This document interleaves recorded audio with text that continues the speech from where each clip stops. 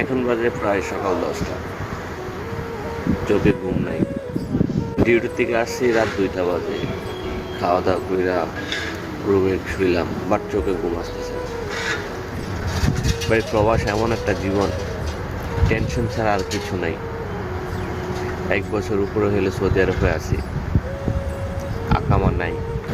3 মাস হইলে স্যালারি নাই, বাড়ির ঋণ, এসব টেনশনে আর ঘুম আসে না। জীবনে এমন একটা পর্যায়ে দাঁড়িয়ে আছি, না পারতেছি সইতে, না পারতেছি কাউকে কিছু বলতে। সবকিছু উপরওয়ালার ইচ্ছা। জানি না এই বিপদ থেকে কবে রক্ষা পাবো। অনেক ট্রাই করছি ঘুমানোর জন্য, বাট কিন্তু ঘুমাইতে পারি নাই।